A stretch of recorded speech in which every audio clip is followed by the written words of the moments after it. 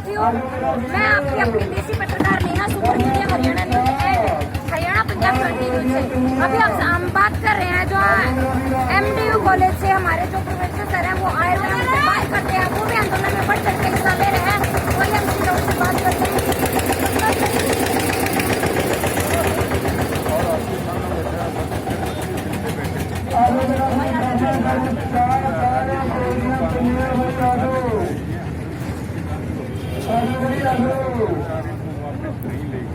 जब तक ये एजुकेशन शांतिपूर्ण तरीके से चलता रहेगा 50,000 लोग रोजाना बढ़ते जा रहे हैं। सर आप ये बात कहिए, अभी मैं आपसे एक सवाल करूँ। सर अभी सरकार बोलती है जो ये लोग बैठे हैं ना वो अनपढ़ है, उनको समझ नहीं है, इस पे आप क्या संदेश देंगे? यहाँ जो अनपढ़ है ना, जो हम पढ़े लिखे हैं और जो अनपढ़ है ना, उन लोगों को हमारे से ज़्यादा ज्ञान है। अनपढ़ लोग तो वो हैं जो GST लेके आए जब विरोध नहीं किया, नोटबंदी की जब विरोध नहीं किया, नया एजुकेशन पॉलिसी लेके आए जब विरोध नहीं किया, तरह तरह के कानून बनाए बोले नहीं। तो ये अनपढ़ लोग थे, इन्होंने लोगों को जागरूक कर दिया। इन्होंने पढ़े लिखों को बताया कि तुम अनपढ़ हो, हम अनपढ़ नहीं है। एक चीज और सर, देखो आज जो बिल लेके आए उसके ऊपर आंदोलन हो गया। पहले GST आदि बहुत सारी चीजें वगैरह 370 उस पर कोई नहीं बोला, लेकिन अब उसमें इसलिए नहीं बोले ना, वो पढ़े लिखे लोग थे। पढ़े लिखे लोग आज बुज़दिल हो गए हैं। ये किसान है ना, ये अनपढ़ बेशक है, इनमें जिगर है, ये विरोध करना जानते हैं गलत का। और पढ़े लिखे लोग हैं ना, वो स्वार्थी होते जा रहे हैं, किसी चीज का विरोध नहीं करते। उन्होंने सहन करने की आदत डाल ली है। एक अनपढ़ जिसको पुकारे है ना, उसने देश को जगा दिया है। ये सरकार गलत फैसले कर रही है और अब नहीं जागे ना तो बहुत पछताना पड़ेगा इन लोगों को। हमारा किसान दाता अनपढ़ जरूर है, जैसे हमारे बुजुर्ग थे, चलो अनपढ़ जरूर थे, लेकिन उन्होंने अनपढ़ होते हुए अपने बच्चों को अच्छी शिक्षा दी है और इतने बड़े बड़े लेवल पे अपने बच्चों को पहुंचाया भी है। तो वो अनपढ़ मुझे तो नहीं लगता कि अनपढ़ हो सकते हैं, क्योंकि उनको खेत का इतना ज्ञान है जितना हमें पढ़े लिखे। ये तो अनपढ़ हाँ, ये पूरे देश का पेट ये भर रहे हैं, इनको पाल पोस रहे हैं, ये पढ़े लिखे जो बताते हैं जो सरकार में बैठे हैं, वो ना अनपढ़ हैं ना पढ़े लिखे हैं, वो एक चालाक लोग हैं, वो बिजनेसमैन लोग हैं, वो अपना फायदा देखते हैं अगर हमें किस चीज में फायदा है। उन्होंने सर जनता का, किसानों का, कर्मचारी का, व्यापारी का, मजदूर का फायदा नहीं देखना, उन्होंने पूंजीपतियों का फायदा देखना है। सर हमारे जो सुरक्षा मंत्री जी है ना, उनका संदेश आया है कि देखो हमने कितनी बार किसानों से बात करने की कोशिश की, किसान नहीं करना चाहता और हम उनको गिना रहे हैं कि इतने फायदे हैं। तो जैसे 15 बता रहे हैं वो फायदे, 9 तो संशोधन के लिए भी बोल दिया सरकार ने, तो 3 किसान बता रहे हैं, तो फिर क्यों रद्द नहीं करना चाहिए? जो वो संशोधन, पहली बात तो ये है कि वो जो 9-10 मामलों पर संशोधन के लिए तैयार है। अगर उसमें कमी नहीं थी तो संशोधन क्यों कर रहे हैं? उन लोगों ने मान लिया है कि ये बिल किसान विरोधी है, इसीलिए तो वो संशोधन करना चाह रहे हैं। नहीं तो संशोधन क्यों करते? वो पहले दिन तो ये कह रहे थे कि ये बहुत अच्छे हैं, आय डबल हो जाएगी, किसान को समझ में नहीं आ रहा है, विपक्ष गुमराह कर रहा है इनको, लेकिन ऐसा कुछ नहीं था। सर वो तो बोल रहे हैं 2 साल किसानों को ये बिल के साथ काम करना चाहिए, 2 साल बाद नहीं होता है तो बिल को वापस ले लेते हैं। वो 2014 में ये कहने लगे थे कि 19 तक आय डबल कर देंगे, फिर इन्होंने 22 कहना शुरू कर दिया, 24 कहना। बेवकूफ़ समझ रखे आगे लोगों को, लेकिन इनकी मानते रहे, मतलब गलत डिसीजन का समर्थन करते रहे। अब लोग नहीं मानेंगे, किसान उठ गया है, किसान के साथ सब लोग जुड़ गए हैं, दिन प्रतिदिन लाखों लोग बढ़ रहे हैं और ये सरकार ने समय रहते अगर इसका फैसला नहीं किया वापस नहीं लिए, ये सरकार के लिए बहुत गलत होने जा रहा है। ये बात सर ने बहुत अच्छी कही है कि सरकार को समय रहते ही मान जाना चाहिए, क्योंकि इसमें सभी पढ़े लिखे, अनपढ़ हो चाहे कोई भी, वैसे अनपढ़ तो है नहीं, हमारा किसान आज पढ़ा लिखा है, जिसको मिट्टी की जानकारी है, मिट्टी से सोना पैदा कर सकता है, तो अनपढ़ तो हो नहीं सकता। ये जो भी गुमराह कर रहे हैं, प्लीज गुमराह करने की कोशिश ना करें, क्योंकि जिसने अन्न उगाया उसको पता है कि इस मिट्टी की कीमत क्या है। सर आप भी किसान आंदोलन में बढ़ चढ़ के हिस्सा ले रहे हो, पहले आप अपना नाम और क्या आप संदेश दो, हमारे दर्शकों को भी पता चले, जो हमारे जो वीडियो देख रहे हैं सबको पता चले, वो भी बढ़ चढ़ के हिस्सा ले सब लोग। मेरा नाम मेरा गाँव है, किसान आंदोलन बैठे हैं। सर पिछले 20-25 दिन से यहाँ पे बैठे हैं, 2-3 बार वार्तालाप भी हुई है, कल बात होनी थी सरकार से, लेकिन सरकार ने आज का टाइम दे दिया, 2 बजे का टाइम से हम लोग भी बात करेंगे। लेकिन आज वो जो ट्रैक्टर मार्च निकलने वाला था, मतलब सरकार उससे डर के आज का टाइम दिया है या फिर कुछ अच्छा सा रिस्पॉन्स मिलने वाला है कि सरकार मान जाएगी? आपको क्या लगता है सर? नहीं ऐसा है, देखो एक बात तो करिए।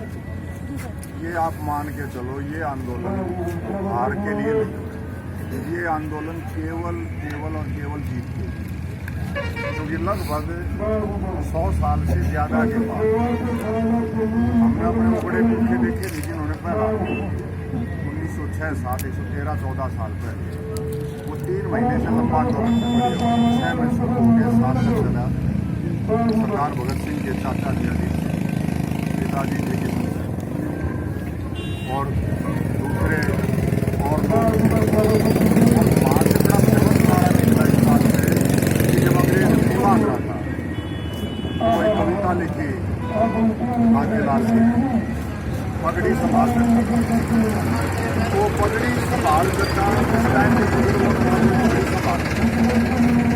अब इनको लगता था कि मैं सारा का सारा ये अर्बनाइज हो गया, क्योंकि ये जो लोग दिल्ली में बैठे हैं ये आमतौर पर वो लोग बैठे हैं जो जड़ों से कट चुके हैं। हालांकि आज से अगर 50 साल पहले का आंकड़ा हम देखें तो ये बताया जाता है देश का 90% जो है वो आबादी कृषि के ऊपर है, खेती के ऊपर है। आज बकवास की जाती है जीडीपी, और जीडीपी में खेती का हिस्सा सिर्फ 15% बच गया। रोटी कमाना टोटल 50% का आ गया, वो भी उनके झूठे आंकड़े। सर ये 50% 90% के आंकड़े, अब एक बात बताओ, देखो आज हम फोन यूज करते हैं, फोन यूज भी नहीं करेंगे फिर भी हम जिंदा तो रह सकते हैं, लेकिन अन्य यदि किसान पैदा नहीं करेगा तो हम जिंदा रह सकते हैं। तो ये तो कोई आंकड़ा मैटर ही नहीं करता कि वो लोग ऐसे बोल रहे हैं, क्योंकि जो फर्स्ट इंप्रेशन है वो ही हमारी जो खेती है इस पे जाता है, क्योंकि उसकी बदौलत हम जिंदा हैं। लेकिन आज सरकार उन पूंजीपतियों का साथ देती है, बड़ी बड़ी कंपनियों का साथ देती है, जो चीज़ हम जो प्रोडक्ट यूज भी नहीं करेंगे तो हम जिंदा फिर भी रह सकते हैं। इस पर क्या कहेंगे?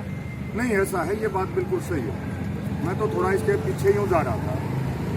अब जिन लोगों का पाला पढ़ाई सरकार से, जैसे आप हमारे साथी से पूछ रहे थे अनपढ़ पढ़ा लिखा, अनपढ़ पढ़ा लिखा कुछ नहीं, जो एक बेसिक सेंस है ना जीने की फिलॉसफी का जिसको पता है, उसमें किसान सबसे ऊपर। एक तो ये बात।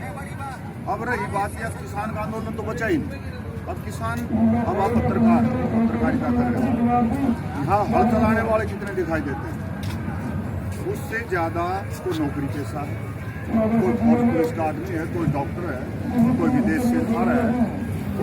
असल में लड़ाई क्या है? जो पिछले पहले लड़ाई थी कॉलोनाइजेशन, दुनिया आज़ाद होगी 1950 के दशक तक आते आते सब कॉलोनाइजेशन खत्म हो, फिर नए प्रकार का कॉलोनाइजेशन आया जिसको ग्लोबलाइजेशन का, लिबरलाइजेशन किया, और जिसका सपाट मीनिंग है कैपिटलिज्म।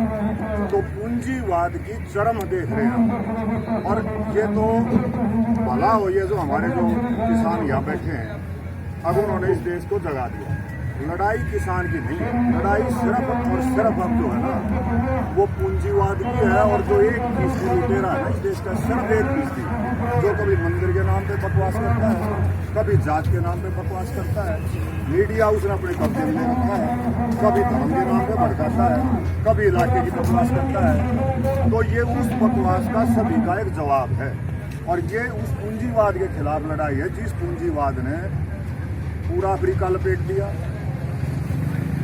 आने से पहले, पूंजीवाद आने से पहले जितने रिसोर्सेज हैं वो केवल 7 और 8 मल्टीनेशनल कॉर्पोरेशन के हाथ में पूरे अफ्रीका का रहा।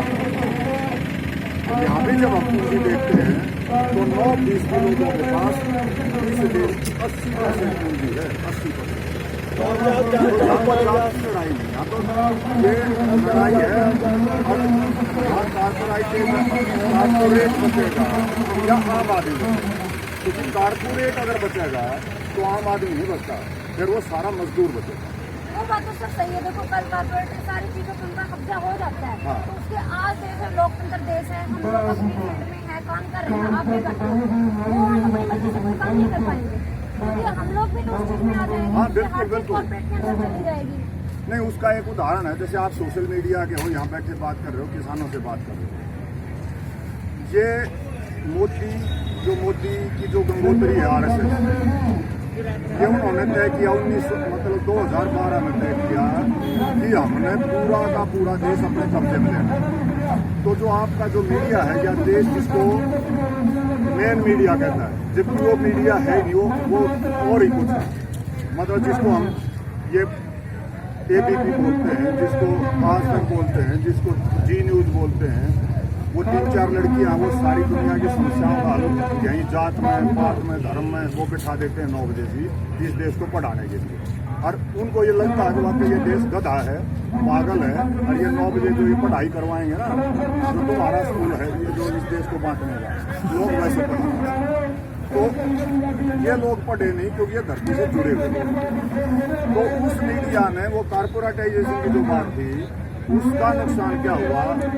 अब जो RSS के स्कूल ने इस देश को पढ़ाया, वो देश पढ़ गया ज़्यादा तौर पर। उस पढ़ने से ये हुआ, सरकारें इनकी बहुत सारी जगह आई, फिर इनको लगने लगा कि 370 के नाम पे बहका लिया, GST के नाम पे बहका लिया, राम मंदिर के नाम पे बहका लिया। क्या इनमें कोई मुद्दा ऐसा है जिससे रोटी मिलती है?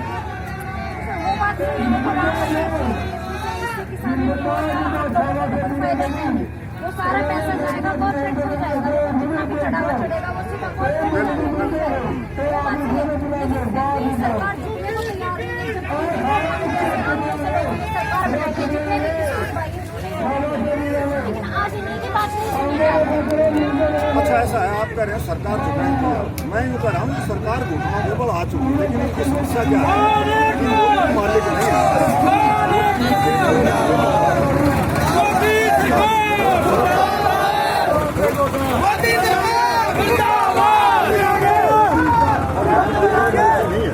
मोदी के मालिक और अंबानी है, अडानी है, जिस 1% को मैंने कहा ये चीज तो हमें उस दिन समझ आनी चाहिए थी, जिस दिन हमारे जो PM सर है, जो नरेंद्र मोदी जी है, वो चिल्ला के एक बात बोल रहे थे, मैं देश का चौकीदार हूँ, मैं देश का चौकीदार हूँ। लेकिन आज हमें ये चीज समझ आई है। नहीं, वहाँ एक आदमी ये भी कह रहा था कि ये चौकीदार चोर है। लेकिन वही बात है ना, जो स्कूल 9 बजे का चलाया इन्होंने 2 साल, मतलब 13 में जो इनकी गोवा में कांग्रेस हुई बीजेपी की, उसके बाद तय कर लिया कि मोदी को दिखाना है कि ये सबसे पॉपुलर नेता है, ये इसमें बहुत सारे गुण हैं। उसकी जो बुराइयां थी वो सारी ढक दी गई कि ये 2002 क्या जो मैसेकर हुआ इतने बड़े पैमाने पर गुजरात में, उसका जिम्मेवार है। जो आदमी अपनी ब्याह बीवी को छोड़ के चल जाता है वो कितना रेस्पॉन्सिबल है, वो आम आदमी को सबको पता है। लेकिन ये जो मामला है इसमें क्लियर कट एक दिखाई दे रहा है कि जो नीचे वाले हैं जिन्होंने ज़मीनें खरीद ली, सिलो बना भी दी, 3 साल पहले ज़मीनें खरीदना शुरू हो गया था, मतलब सेकंड टर्म आते ही उससे पहले तो ज़मीनें खरीदी जाती थी।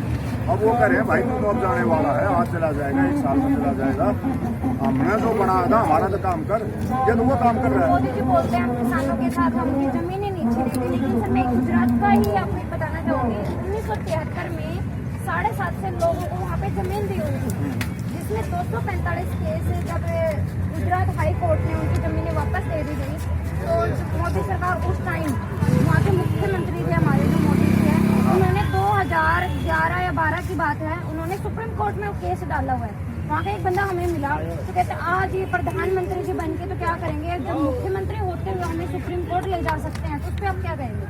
देखो ये बिल्कुल बकवास है। ग्राउंड रियलिटी ये है जो हमारे रेवेन्यू के कानून है, आज भी अगर कोई बैंक से लोन लेता है गाँव और उससे का कोई डिफॉल्ट कर जाता है तो वो केस सीधा SDM के पास जाता है सबसे पहले, जिन्होंने तब SDM लिखा है उससे पहले भी, और उसमें पूर्ति का प्रावधान है। बाकी बीच में कुछ लोग आए, जैसे हरियाणा में था ये पिछली कांग्रेस की जो सरकार आई भूपेंद्र हुड्डा, उसमें उन्होंने कहा भाई गिरफ्तारी कोई किसान की नहीं करेगा, जमीन की पूर्ति कोई नहीं करेगा, लेकिन कानून एग्जिस्ट करता है तो कौन कह रहा नहीं। मतलब थोड़ा हम फिर अलग बात करें, प्राइवेटाइजेशन की जो बात हुई आज से लगभग 100 साल पहले कनाडा में ये कारपोरेट आए बड़े पैमाने और छोटे छोटे किसान बहुत थे, उन्होंने इसी तरीके से छोटी किसानी को ख़त्म करके अब गिने चुने लोगों के पास जमीन है और गिने चुने लोग किसानी आसाम में तो असल में वही बात है कि जो ग्रीड है जो एक बहुत ज़्यादा, अगर सारा पैसा हमारे पास है, मतलब हमारे जो ये अंबानी अडानी जैसे लोग हैं ये भी चाहते हैं जो अमेरिकन जो पैसे वाले हैं हम उनकी लीग में शामिल हो जाए। जैसे वहाँ एक एक आदमी के पास इतना पैसा है जितना 40-50 देश की टोटल GDP मिला दी जाए वो भी कम रह जाता है। तो ये भी इनको पता कि अपना बंदा या कुछ भी कह लो अपना हैंड पिक्ड आदमी प्रधानमंत्री है, अब इससे जैसे चाहो करवा लो। और लोकतंत्र नाम की चीज तो अब या 3-4 साल में दिखाई। अब तो जो कॉर्पोरेट घराने वाले उनकी चीजों का बहिष्कार करना भी शुरू कर दिया लोगों ने। अभी जियो के पंजाब से मैं आई हूँ, पंजाब से अभी भी 1411 टावर बिल्कुल वो कर दी गई, उनकी बिजली काट दी गई है वहाँ से। बाइकाट तो कर ही रहे हैं एयरलाइंस के, जितने भी जो माहौल है उनके भी बाइकाट कर रहे हैं, तो फर्क तो उन लोगों को भी पड़ेगा। नहीं, ऐसा है, इस बात में सच्चाई कम, इस बात में दिखाया ज्यादा जा रहा है।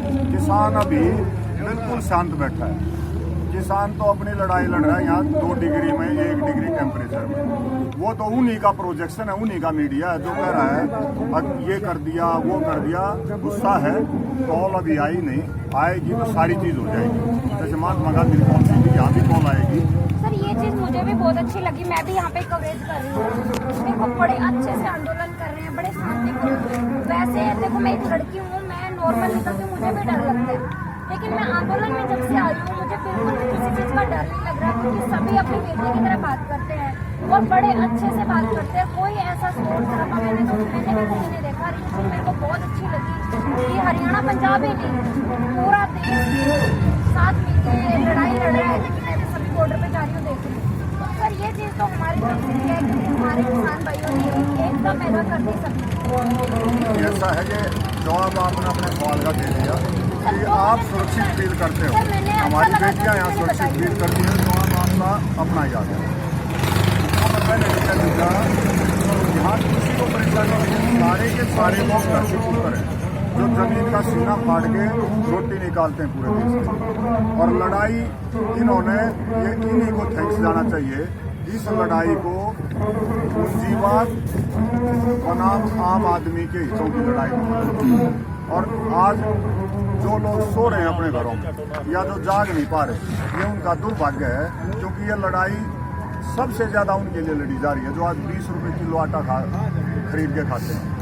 उनको दाल जैसे 200 रुपये तक पहुंचाते हैं, ये उस आटे को अंबानी अडानी 200 भी बेचेगा, 250 भी बेचेगा।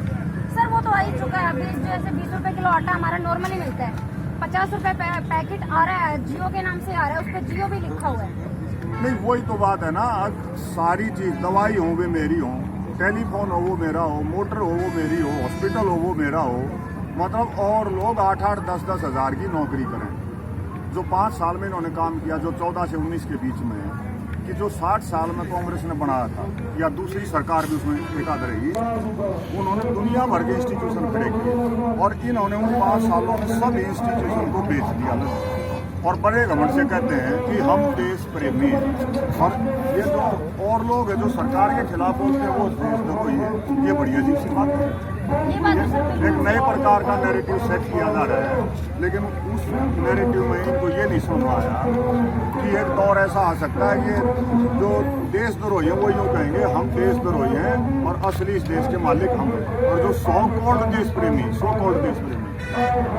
उनसे बचो, क्योंकि उन्होंने इस देश को नीचे गाड़ दिया जमीन। भाई सर ने एक बात कही है, सही बात है, ये बिल्कुल सही है। आज जो हमारे किसान है उसको देश बता रहे हैं, टुकड़े टुकड़े गैन बता दिया जा रहा है, पर ये चीज गलत है। देखो जो देश विद्रोही है वो एक दिन सामने जरूर आएंगे और लग रहा है, क्योंकि जो आंदोलन हमारा इतने अच्छे ढंग से 1 महीने से चलता आ रहा है और आगे भी ऐसे ही चलेगा, सरकार नहीं मानी तो ये चीज अभी सरकार मान जाए तो बहुत अच्छी चीज है, नहीं तो सब पे फर्क पड़ने वाला है इस चीज का।